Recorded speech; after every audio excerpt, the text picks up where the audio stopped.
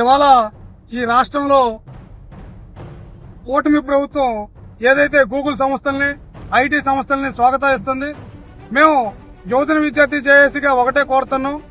నిరుద్యోగులందరికీ ఉపాధి అవకాశాలు మెండుగా కావాలంటే ఐటీ సంస్థల్ని ఏ ప్రభుత్వం అధికారంలోకి వచ్చినా ప్రోత్సహించాలి.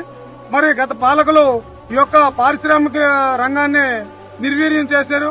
దాని మూలంగా ఇవాళ ఈ రాష్ట్రంలో గాని ఈ దేశంలో గాని చాలా వరకు నిరుద్యోగులకి ఉపాధి అవకాశాలు లేకుండా పోయాయి.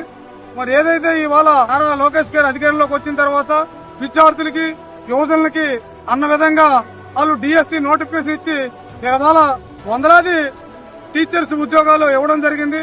అలాగే నిరుద్యోగులకి ఇంకా ఐటీ సంస్థల్ని గూగుల్ సంస్థల్ని తీసుకువస్తా ఉన్నారు.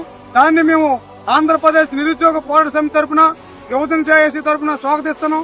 ఎందుకంటే ఏ ప్రభుత్వాలు అధికారంలోకి వచ్చినా నిరుద్యోగులకి ఒకటే కావాలి, ఉద్యోగ అవకాశాలు కావాలి. ఆ ఉద్యోగ అవకాశాల కోసం ఏ ప్రభుత్వాలనైనా మేము స్వాగతిస్తున్నాం. లోకేష్ గారికి కూడా ప్రత్యేకమైన అభినందన తెలియజేస్తున్నాం.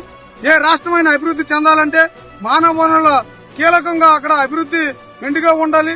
మరి అలాంటి మానవ వనరులు ఇవాళ పుష్కలంగా ఉన్నాయి. మానవ వనరులు అభివృద్ధి చెందాలంటే ఈ యొక్క మానవ వనరులు అభివృద్ధి చెందే దిశగా మరి ఇవాళ లోకేష్ గారు కృషి చేస్తా ఉన్నారు. కానీ చాలా మంది ఇవాళ కేసులు వేసి ఈ యొక్క గూగుల్ సంస్థల్ని ఐటీ సంస్థల్ని రాకుండా నిర్వీర్యం చేస్తున్నారు. దానికి మేము వ్యతిరేకంగా ఇవాళ విద్యార్థి యువజన సంఘాలు జేఏసీ ఆధ్వర్యంలో యొక్క కార్యక్రమాన్ని చేపడతా ఉన్నాం. ఎవరైతే మాకు ఉద్యోగ అవకాశాలు మెండుగా కల్పిస్తారో వాళ్ళకి మా యొక్క సంపూర్ణ మద్దతుని తెలియజేస్తా ఉన్నాం.